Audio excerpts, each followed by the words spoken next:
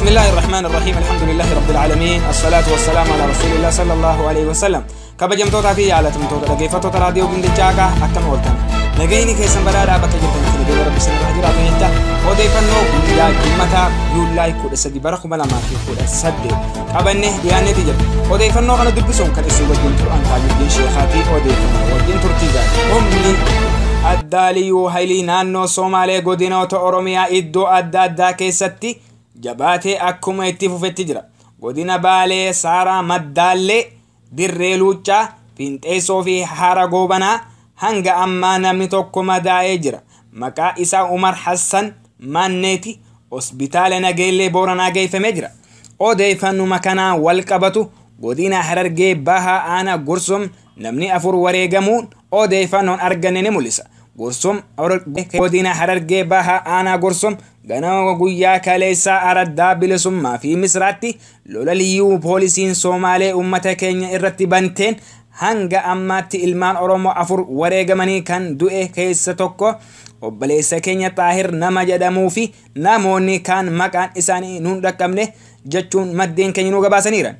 Cinaqsan weerarri humni addaa liyyuu haayilii Somaalee Oromoo fi Oromiyaa irratti bante jabaatee akkuma itti fufeetiira. Weerara liyyuu poolisii mootummaa naannoo Somaalee godina Harargee Bahaa Aanaa Cinaqsan araddaa Qobboo Biiqaa irratti banteen namni 2 kan wareegamee fi tokko madaa'uun beekamee jira. Maqaan namoota madaawanii Abdii Shaa Aliyyi kan jedhamanii fi Ibrahim Muhammad Hassan Na'imaa kan jedhaman kan wareegaman tahuu maddeen keenya gabaasaniiti jiran. weerarri humni addaa naannoo Somaalee godinoota Harargee Bahaa Aanaa Mi'eessoo irratti banteen akkuma itti fufetti jira. Ilmaan Oromoo guyyaa ardhaa Juulaay 13 bara 2018 magaalaa Mi'eessoo irratti madaa'anii fi kan wareegaman iddoo warreen wareegaman Mulugeetaa Kaasee poolisii yoo ta'u, Daachoo Damisee poolisii, Zagaayee Asaffaa poolisii, Abdallaa Sheekaa jiraataa naannoo, Abdallaa Galatuu jiraataa naannoo warreen madaa'an Muhammad Ibro, Usmaa'il Amin, Ashrafu Abduqaadir Abdallah Muhammad, Usmaa'il Ali Aliyyi Muhammad, Ahmad Jamaal Muhammad Hassan tahuun maddeen keenya gabaasaniiti jiran. Godina Harargee Bahaa Aanaa Gursum ajjeechaan liyyuu haayilii Somaalee akkuma itti fufetti jira.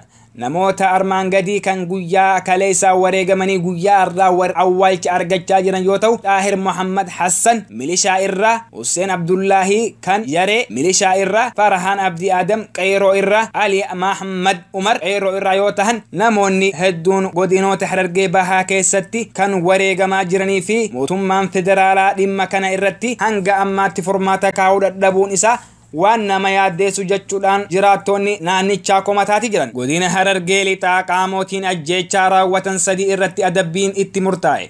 Manni murtii olaanaa godina Harargee lixaa qaamota nageenyaa yakka ajjeechaa raawwatan jedhaman himataman 3 irratti hidhaa waggaa 20 adabe. Godina Harargee lixaa Aanaa Bookeet keessatti bara dabre hiriira mormii namoonni hidhaman nuufaa hiikaman jechuun uummanni naannichaa bahame irratti lubbuun namoota 3 darbee ture.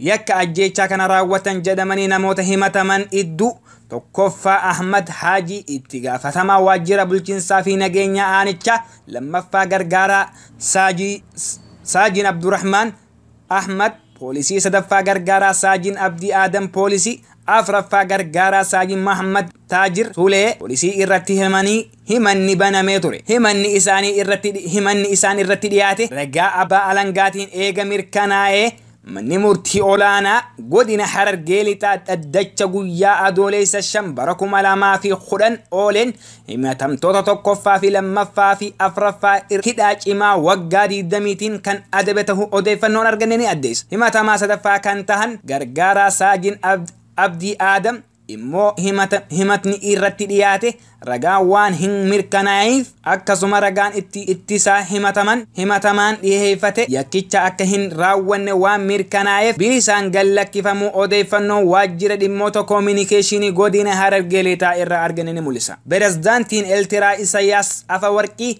daawii hojiitiif guyyaa 3 boru Itoophiyaa seenu.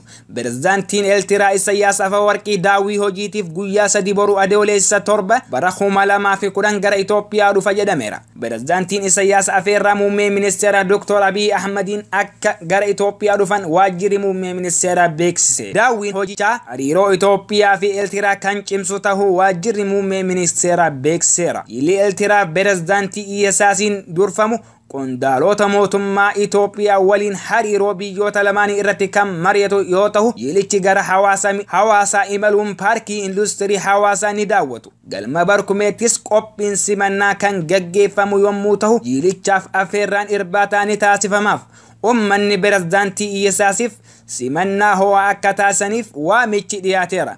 Muummeen ministeera Dr. Abiy Ahmed adoolessa takka bara 2010 daawwii hojiitiif guyyaa lamaaf Eertiraa turuun isaanii ni yaadatama. Kabajamtootaa fi jaalatamtoota dhaggeeffattoota raadiyoo Gingilchaa Haqaa, odeeffannoon hanga ammaa dhaggeeffachaa turtan kana fakkaata. Odeeffannoo kana kan isin dubbisaa ture ani Taajuddiin Sheekhaati.